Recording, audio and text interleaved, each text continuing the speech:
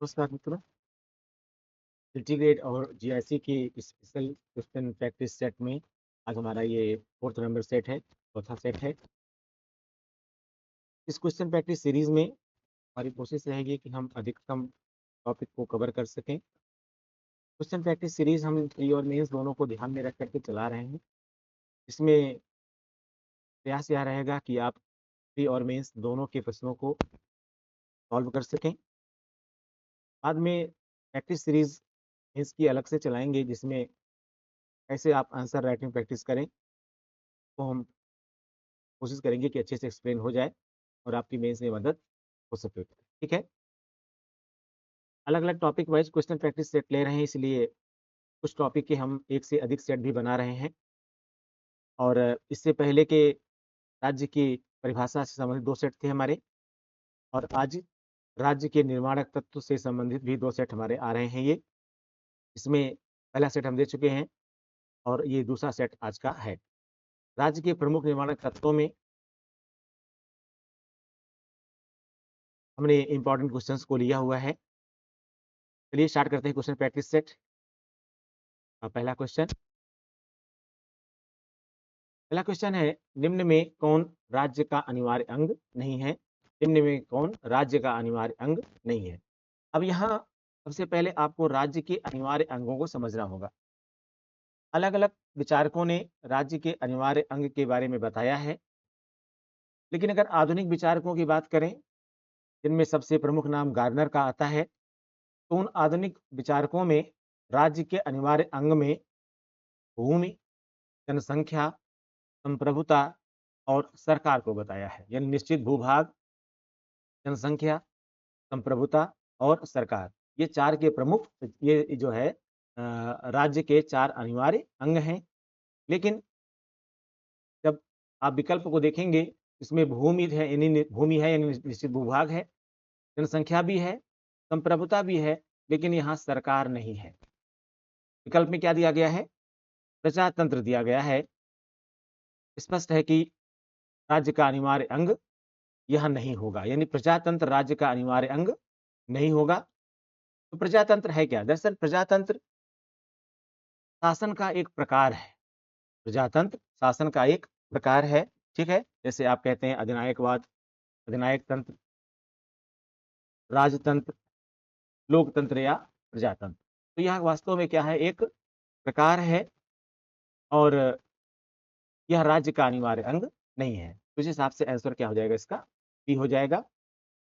अगला क्वेश्चन देखते हैं। किसी राज्य का सर्वाधिक महत्वपूर्ण तत्व कौन सा है?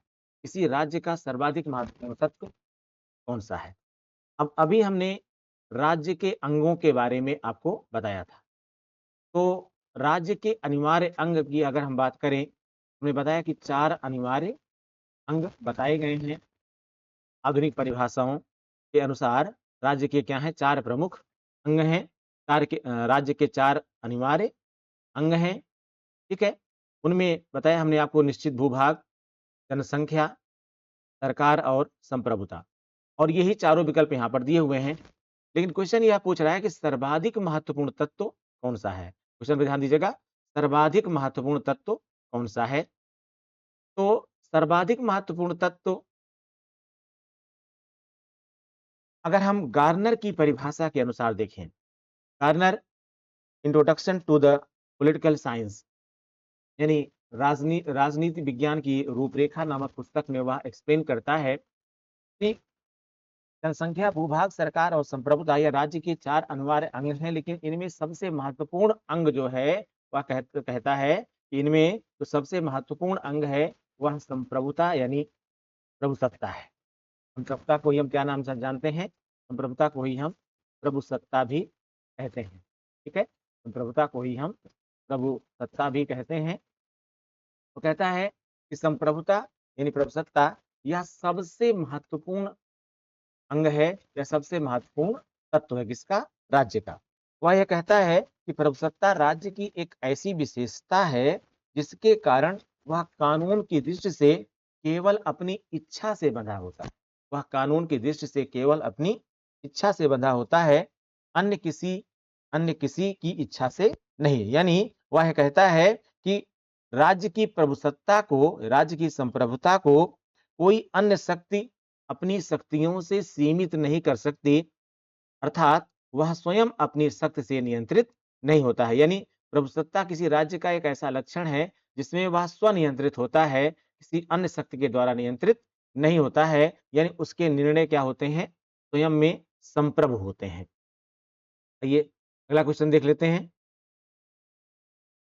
निम्नलिखित में से कौन प्राचीन भारतीय विचारकों द्वारा प्रतिपादित राज्य के साप्तांग सिद्धांत के 7 अंगों में नहीं है? निम्नलिखित में से कौन प्राचीन भारतीय विचारकों द्वारा प्रतिपादित राज्य के साप्तांग सिद्धांत के 7 अंगों में नहीं है? स्वामी पुरोहित,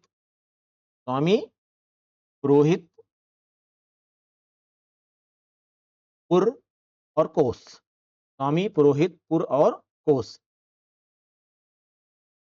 अब यहां पर प्राचीन भारतीय विचारकों की बात करें तो सबसे प्राचीन भारतीय विचारक, ठीक है, जिसको हम की भारतीय लोक प्रशासन का या भारतीय राजनीति विज्ञान का जन्मदाता भी कहते हैं, पितामह भी कहते हैं, वो है कौटिल्य।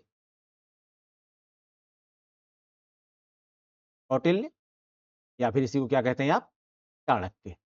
ठीक है, तो यह राज्य के साप्तांग सिद्धांत की व्याख्या में राज्य के 7 अनिवार्य अंगों को बताता है। यानी साप्तांग सिद्धांत में 7 अंगों की व्याख्या करता है, जिसमें कहता है कि 7 अंगों में क्या क्या होगा, स्वामी, अमात्य, जनपद, कोष, दंड और मित्र। स्वामी, अमात्य, जनपद, कोष, दंड, मित्र। कुछ छूट रहा है भाई, साथ में क्या, स्वामी, ठीक है, ठीक है, एक मिनट देख लेते हैं थोड़ा सा हम क्या छूट रहा है। दरअसल क्वेश्चन कुछ और था और क्वेश्चन इसमें कुछ और दे दिया है, कोई बात नहीं है। तो स्वामी, अमात्य, जनपद, दुर्ग छूट रहा था, दुर्ग, कोष, दंड और मित्र। स्वामी, अमात्य, जनपद, कोष, दंड, स्वामी, अमात्य, जनपद, दुर्ग, कोष, दंड और मित्र। यह 7 जो है कौटिल्य ने 7 अंग बताए हैं। ठीक, इनमें क्या नहीं है, अब इसमें स्वामी है, पुर यानी जनपद है, कोष है, लेकिन पुरोहित की व्याख्या तो उसने की ही नहीं है। 7 अंगों में उसने पुरोहित के बारे में बताया ही नहीं है। जाहिर सी बात है आंसर क्या होगा, बी होगा, यानी पुरोहित ही यहाँ पर होगा। तो राज्य के अगर हम 7 की बात करें यहाँ पर, तो फिर से एक बार सुन लीजिएगा आप लोग, स्वामी, अमात्य, जनपद, दुर्ग, कोष, दंड और मित्र। ठीक है, साप्तांग सिद्धांत में यह 7 की व्याख्या करता है, इनमें पुरोहित की बात वह नहीं करता है। नेक्स्ट क्वेश्चन देखते हैं।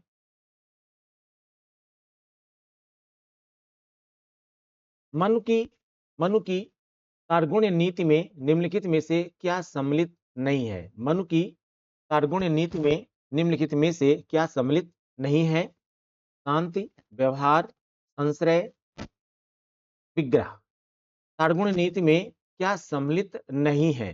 ठीक है, अब अगर तार्गुण्य नीति की बात करें मनु की, तो इसमें क्या क्या शामिल है पहले इसको आप जान लीजिएगा।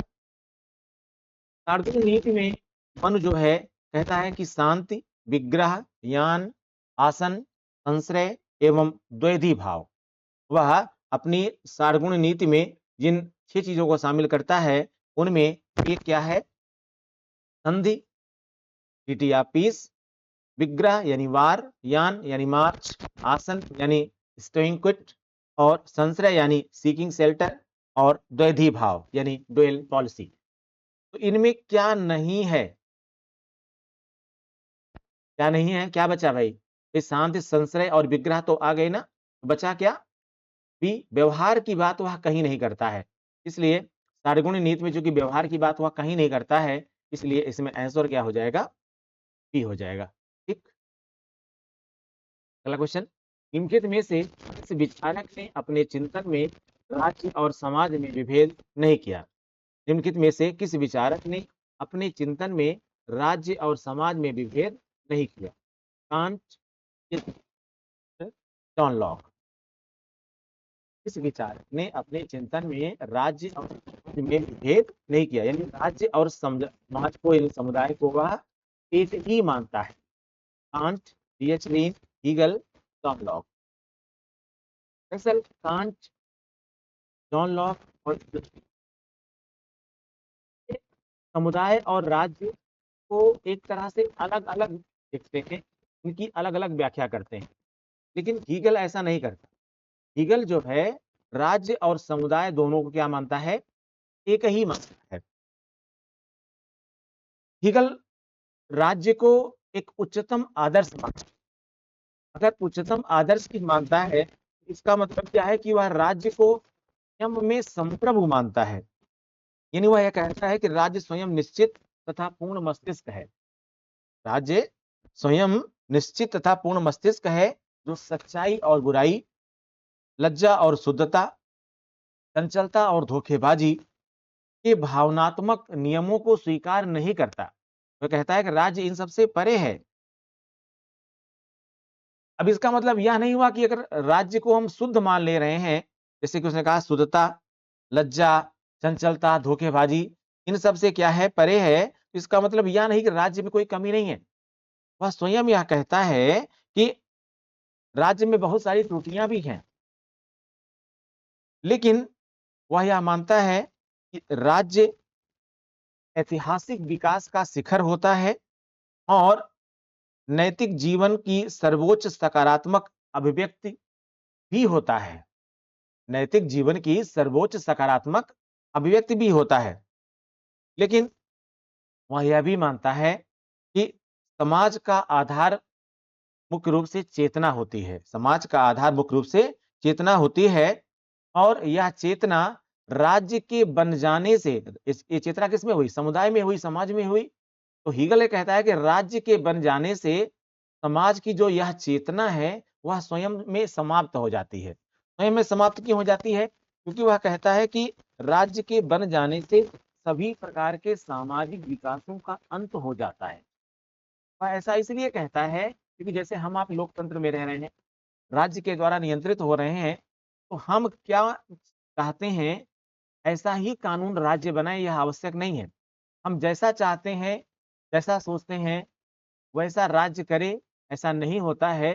वास्तव में जो राज्य करता है, यानी सरकार जो करती है, हम उसी के द्वारा बनाए गए विभिन्न प्रकार के नियमों से क्या होते हैं, जुड़े होते हैं, और उस पे हमारा कोई खास बस नहीं होता है। तो एक तरह से क्या हुआ, समाज की सामाजिक चेतना का अंत हुआ। इसीलिए वह मानता है कि समुदाय राज्य में एक तरह से विलुप्त हो जाता है, मिल जाता है, ठीक है, डिसॉल्व हो जाता है एक तरह से। वह दोनों को, यानी समुदाय और राज्य दोनों को इसीलिए अलग-अलग नहीं देखता है। अगला क्वेश्चन, निम्नलिखित में से कौन समाज एवं राज्य में भेद करता है? अब ठीक इसी का उल्टा क्वेश्चन आ गया है। अभी राज्य और समाज में कौन, राज्य और समाज दोनों को एक कौन मानता था? क्वेश्चन क्या था आपका इससे पहले वाला, कि किस विचारक ने अपने चिंतन में राज्य और समाज में विभेद नहीं किया है, लेकिन यहाँ क्या है, कौन सा विचारक ऐसा है जो समाज और राज्य में भेद करता है? Pareto, MacIver, Weiss, Charles Merriam. कौन होगा इसे बताइए। इसका एकदम उल्टा तरीका है कि कौन समाज एवं राज्य में भेद करता है? Pareto, MacIver, Weiss, Charles Merriam. इसमें पेरेटो बिल्कुल नहीं होगा, वाइस भी नहीं होगा, मेरियम के बारे में थोड़ा संशय है क्योंकि कुछ विचारधारा इनकी मिलती जुलती है इससे, लेकिन स्पष्ट अगर हम व्याख्या देखेंगे तो उसका उत्तर हो जाएगा, फिर इसमें उत्तर हो जाएगा मैकाइबर। मैकाइबर समाज और राज्य दोनों को क्या करता है, अलग अलग मानता है। इसकी प्रमुख पुस्तक रही है web of government. Web of government में यह कहता है कि समाज में महत्वपूर्ण भूमिका निभाने वाले विभिन्न समुदायों को राज्य के कार्यों में सहभागी बनाना चाहिए। राज्य को ही समाज और समाज को ही राज्य के रूप में स्वीकार नहीं करना चाहिए। दरअसल मैकाइबर बहुलवादी अवधारणा का समर्थक था, और बहुलवादी जो है वो आप जानते हैं, राज्य और समाज, राज्य को समाज के लिए मानते हैं, लेकिन राज्य को समाज में, समाज को राज्य में निहित रूप में स्वीकार नहीं करते हैं। वे कहते हैं कि राज्य ही समाज के विभिन्न कार्यों को करता है, इसलिए क्योंकि क्योंकि समाज के द्वारा ही राज्य बनता है, लेकिन राज्य और समाज दोनों एक पृथक अवधारणाएं हैं। समाज राज्य के द्वारा नियंत्रित होगा, ना कि राज्य समाज के द्वारा। ठीक है? तो बहुलवादी अवधारणा और स्पष्ट व्याख्या किसकी है ये? जो दोनों राज्य और समाज में अंतर करता है, वो किसकी है? मैकाइवर की है। अगला क्वेश्चन देखते हैं। सभी कुछ राज्य में निहित है, राज्य के बाहर कुछ भी नहीं है। सभी कुछ राज्य में निहित है, राज्य के बाहर कुछ भी नहीं है। राज्य ही सर्वोपरि है, राज्य ही सर्वोपरि है, यह विशेषता कहाँ दिखाई देती है? समाजवाद में, साम्यवाद में, उदारवाद में, सर्वाधिकारवाद में। अब परिभाषा को पहले फिर से एक बार पढ़ लीजिएगा। यह जो विशेषता की बात हो रही है, उसको पढ़िए। क्वेश्चन बहुत आसान है, सीधे आपको उत्तर मिल जाएगा। सभी कुछ राज्य में निहित है, राज्य के बाहर कुछ भी नहीं है, राज्य ही सर्वोपरि है। इसका मतलब क्या है कि राज्य को ही सब कुछ माना जा रहा है। और राज्य को सब कुछ कौन मानता है इनमें से? समाजवादी मानते हैं, साम्यवादी मानते हैं, उदारवादी मानते हैं, या सर्वाधिकारवादी मानते हैं। अब अगर आप राज्य को सर्वोपरि मानने वालों की बात करेंगे, तो इसमें कोई संशय ही नहीं होगा। ऐसा कौन मानता है भाई? सर्वाधिकारवादी मानते हैं। सर्वाधिकारवादी मानते हैं। आप जानते हैं कि प्रमुख सर्वाधिकारवादियों में मुसोलिनी, हिटलर, ये कौन रहे हैं? ये सर्वाधिकारवादी रहे हैं। मुसोलिनी इस रेफरेंस में, जो कि इटली का था, क्या कहता है मुसोलिनी? मुसोलिनी ने कहा कि राज्य के बाहर कुछ नहीं, इसके विरुद्ध कुछ नहीं, इसके ऊपर कुछ नहीं, इससे अधिक कुछ नहीं, इससे कम कुछ नहीं, यानी सब कुछ राज्य में ही निहित है। ठीक है? सब कुछ राज्य में ही निहित है। ये कौन कहता है भाई? यह मुसोलिनी कहता है। और सर्वाधिकारवादी है तो जाहिर सी बात है तानाशाह तो बनेगा ही बनेगा। ठीक है? सॉरी, मुसोलिनी, यहाँ पर गलती उठा। लेकिन एक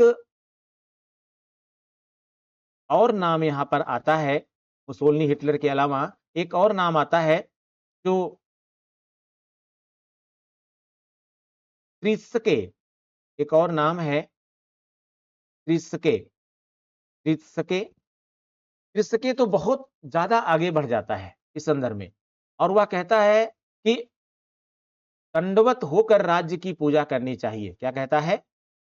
दंडवत होकर राज्य की पूजा करनी चाहिए। दंडवत होकर राज्य की पूजा करनी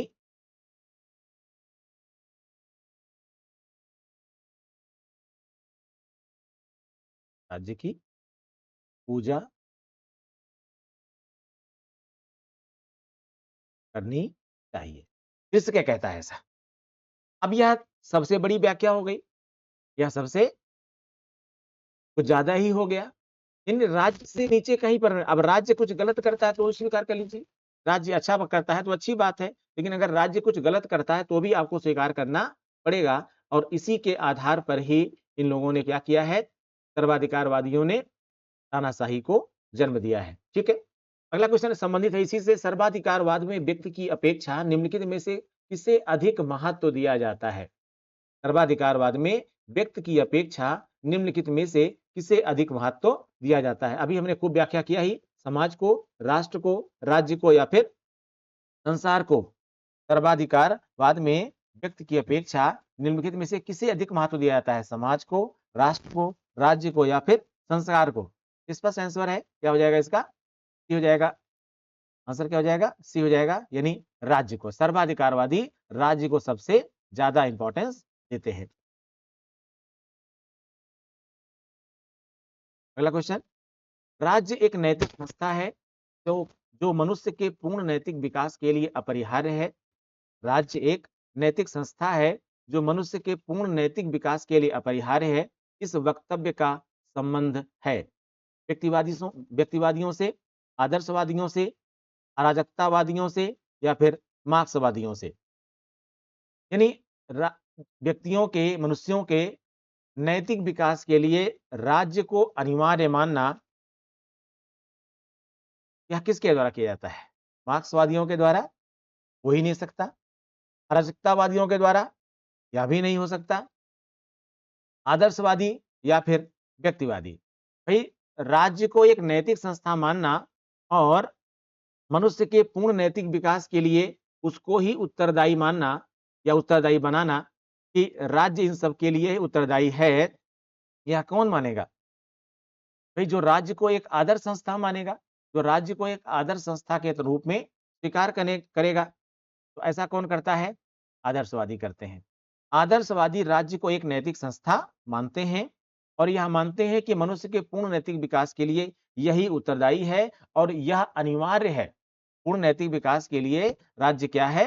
अनिवार्य है। क्या कहता है, यानी जो आदर्शवादी हैं, ये कहते हैं कि व्यक्ति राज्य के अंतर्गत रहकर ही अपने व्यक्तित्व का संपूर्ण विकास, सर्वांगीण विकास कर सकता है। व्यक्ति राज्य के अंतर्गत रह करके ही अपने व्यक्तित्व का सर्वांगीण विकास कर सकता है। और प्रमुख आदर्शवादी, चाहे वह कांट हो, चाहे वो हीगल हो, चाहे वो बैडले हो, या फिर ग्रीन हो, या फिर बोसांके हो, यह सभी इसी रूप में स्वीकार करते हैं, यानी राज्य को एक नैतिक संस्था के रूप में स्वीकार करते हैं। अगला क्वेश्चन है,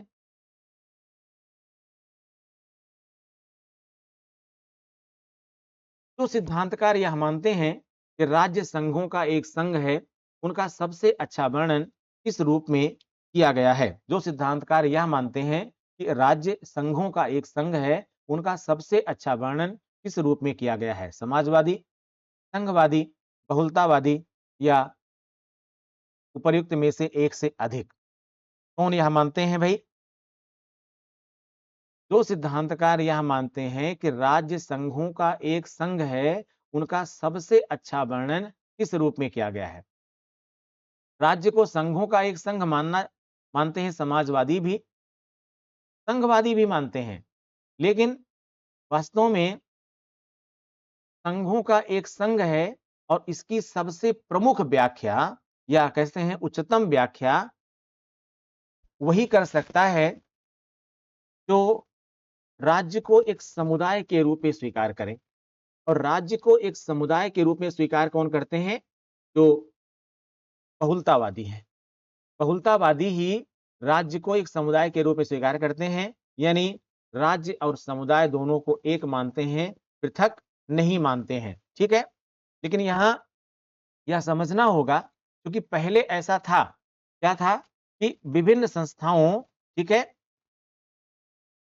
अब या विभिन्न समुदायों, जैसे जैसे अगर यूरोप में देखा जाए तो चर्च क्या था? एक तरह से समुदाय की भांति कार्य करता था।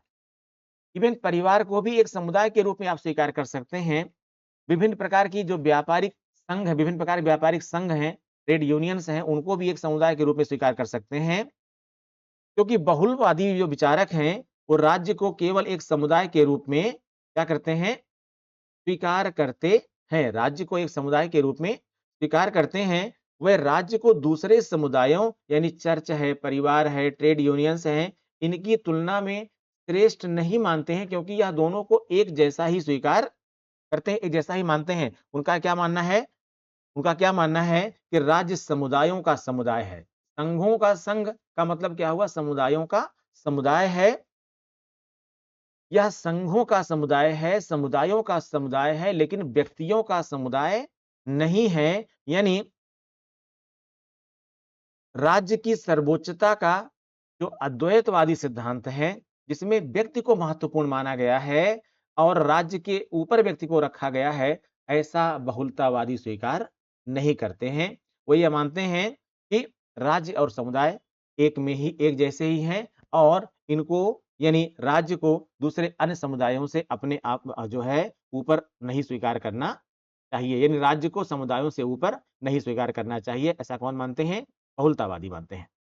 अगला क्वेश्चन है, निम्न में से कौन सॉफ्ट स्टेट के विचार से संबंधित है? निम्न में से कौन सॉफ्ट स्टेट के विचार से संबंधित है? सॉफ्ट स्टेट है ऑल्डाइच, गुन्नार मेडल, लेनिन, रूसी। कौन सॉफ्ट स्टेट के विचार से संबंधित है? Aldrich, Gunnar Myrdal, Gunnar Myrdal, Lenin या फिर रूसी? बताइए भाई, कौन होगा इसमें? सर होगा इसमें बी, कुन्नार मेडल। पहले तो आप ये जानिए कि सॉफ्ट स्टेट वर्ड जो यहाँ पर आया हुआ है ये है क्या। कुन्नार मेडल एक बुक लिखते हैं, उसका नाम है Asian drama, Asian drama, Asian drama. इस ड्रामा में कुन्नार मेंडल ने ऐसे राज्य जो नवोदित राज्य हैं या नए राज्य हैं, ऐसे राज्य जो नए नए राज्य बन रहे थे, और जाहिर सी बात है वो नए राज्य मोस्टली क्या थे, विकासशील देश भी थे, उनके लिए ही यह सॉफ्ट स्टेट वर्ड यूज किया है। किसमें, एशियन ड्रामा में कुन्नार मेंडल ने नए सृजित राज्यों के लिए सॉफ्ट स्टेट शब्द का उपयोग किया है।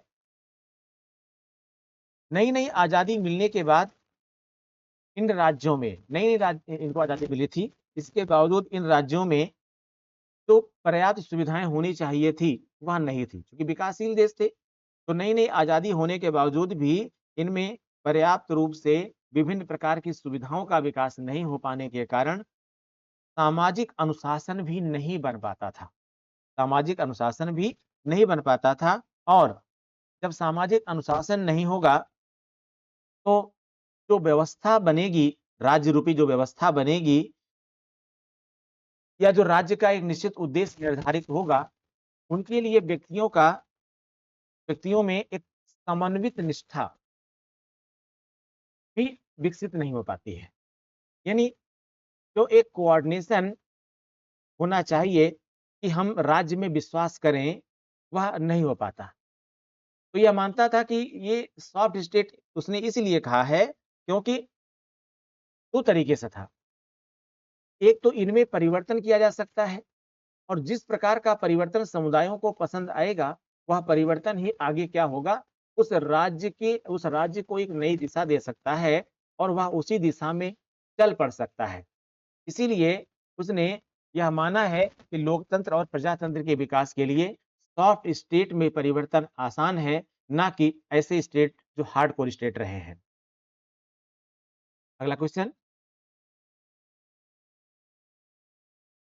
शक्ति एवं सम्मान मूल्य, शक्ति एवं सम्मान मूल्य है, शक्ति सॉरी शक्ति एक सम्मान मूल्य है, डिफरेंस वैल्यू है, और राजनीति विज्ञान का उससे घनिष्ठ संबंध है।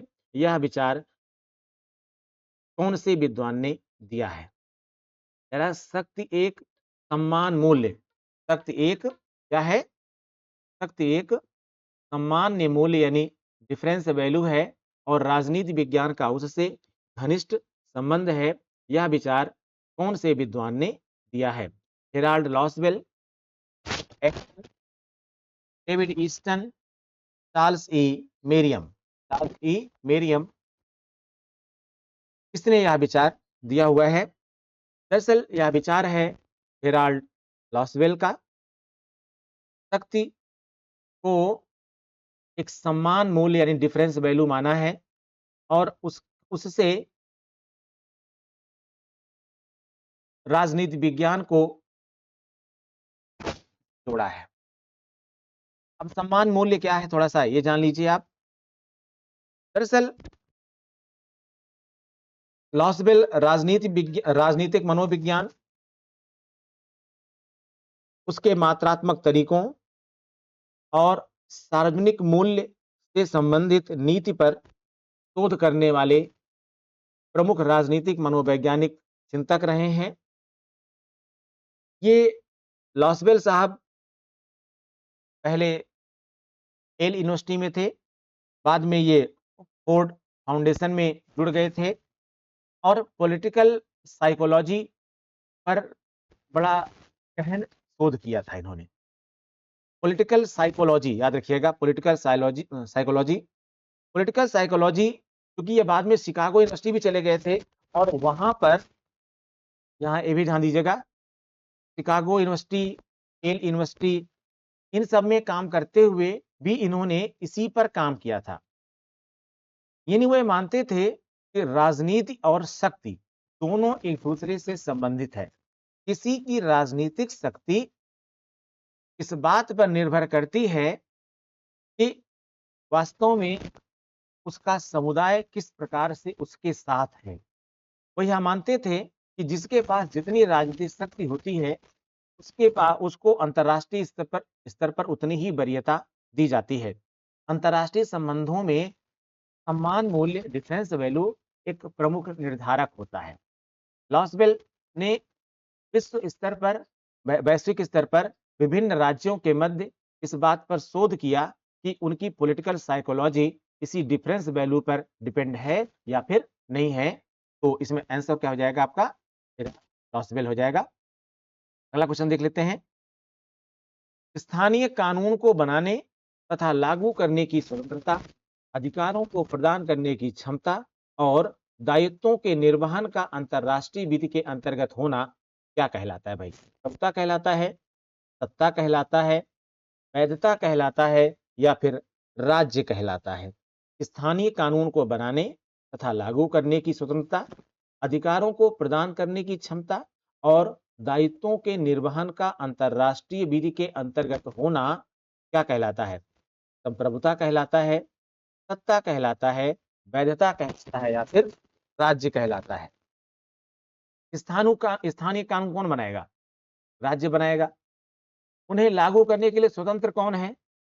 राज्य है। अधिकार कौन प्रदान करेगा? इसके पास अधिकार प्रदान करने की क्षमता है, राज्य के पास है।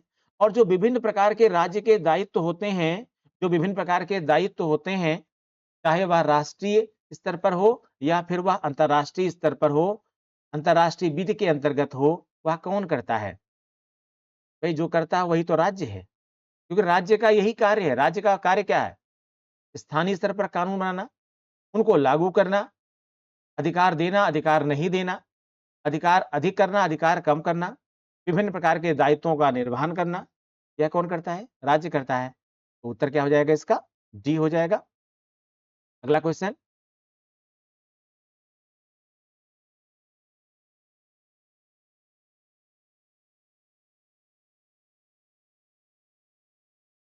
निम्नांकित सूची, इसमें सूची दी गई है और दोनों को सुमेलित करना है, मिलाना है। इसमें एक तरफ कुछ सिद्धांत दिए गए हैं, कुछ वाद दिए गए हैं, यानी विभिन्न प्रकार के जो ये कॉन्सेप्ट हैं वो दिए गए हैं और उसमें आगे उनको उनकी व्याख्या दी गई है कि यह किससे संबंधित है। ठीक है, तो इस तरह हमको मिलाना है। चलिए देखते हैं। पहला है वैज्ञानिक समाजवाद। वैज्ञानिक समाजवाद, पहला इसमें विकल्प कह रहा है राज्य का तत्व मीमांसावादी सिद्धांत, राज्य शोषण का यंत्र है। कुछ नहीं करना है आपको, ये सुन। वैज्ञानिक समाजवाद क्या मानता है? वैज्ञानिक समाजवाद राज्य को शोषण का यंत्र मानता है। यानी ए का संबंध किससे है? सेकंड से है। ए का सेकंड किस में है भाई? अगर यह सही है तो फिर तो सीधे सी हो जाना चाहिए फिर तो सीधे। चलिए एक बार और आगे देख लेते हैं। प्रत्ययवाद, प्रत्ययवाद का संबंध किससे है भाई? प्रत्ययवाद का संबंध ए से वन से है। यानी प्रत्ययवाद राज्य का तत्व मीमांसावादी सिद्धांत से संबंधित है। ठीक है, चलिए सी मिला लेते हैं। जो अराजकतावाद है यह एकदम अलग सोचता है। यह राज्य को अनावश्यक भी मानता है, अवांछनीय भी मानता है। जाहिर सी बात है कि कहीं कहीं एनार्की ही पैदा होगी। और अधिनायकवाद क्या मानता है? तो डी का थर्ड हो ही जाएगा। डी का थर्ड, इसका मतलब आंसर क्या हो जाएगा इसका? इसका आंसर हो जाएगा सी। उत्तर सी हो जाएगा इसका। अधिनायकवाद जो है वह मानता है कि एक व्यक्ति अथवा दल में असीमित शक्ति है। ठीक है, अधिनायकवाद। अब चूंकि मैंने बताया अभी मुसोलिनी और हिटलर का एग्जांपल दिया इससे पहले, वह क्या मानता है कि व्यक्ति और दल जो भी है और वह राज्य को अगर प्रमुख रूप से स्वीकार कर रहा है तो वह क्या है? वह असीमित शक्ति वाला है। ठीक, अगला क्वेश्चन देखते हैं। सूची 1 और सूची 2 को सुमेलित कीजिए तथा नीचे दिए गए कोड की सहायता से सही उत्तर का चयन कीजिए। अब यहाँ पर कुछ विषय दिए गए हैं और उन विषयों का संबंध किससे है यह बताया जा रहा है। ये हमको मिलाना है। चलिए, बड़ा आसान होगा वैसे तो, अगर आप थोड़ा ध्यान से करेंगे तो। भाई दर्शन शास्त्र का संबंध किससे है? दर्शन शास्त्र का संबंध किससे है? दर्शन शास्त्र स्तर विन्यास से जुड़ा हुआ है, व्यापार से जुड़ा हुआ है, शक्ति से जुड़ा हुआ है या फिर मन से जुड़ा हुआ है? दर्शन शास्त्र का संबंध सीधे किससे है? मन से है। यानी ए का क्या हो जाएगा? 4। तो सीधे आंसर इसका हो जाएगा बी, क्योंकि केवल 4 में है ही है। आगे और क्या लेते हैं? राजनीति विज्ञान का संबंध किससे है? राजनीति विज्ञान का संबंध किससे है? अभी बताया था ना कि पूरी तरह से राजनीतिक जो राजनीतिक जो राजनीति है, बेसिकली वह शक्ति पर निर्भर ही करती है।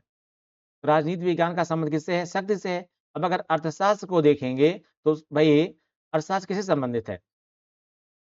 अर्थशास्त्र स्पष्ट है ना, व्यापार से ही संबंधित है। समाजशास्त्र का संबंध स्तर विन्यास से है। तो इसमें उत्तर क्या हो जाएगा? ए का 4, बी का 3, सी का 2, डी का 1 यानी बी हो जाएगा। ठीक है, आज हम 20 क्वेश्चन नहीं करा रहे हैं, 20 में आपको छोड़ रहे हैं, कुछ इंपॉर्टेंट काम पड़ गया है, आप छोड़नी पड़ेगी, इसलिए आज हम इसमें कुछ नहीं ले पा रहे हैं। ठीक है, तो मिलते हैं अगले सेट में। Thank you.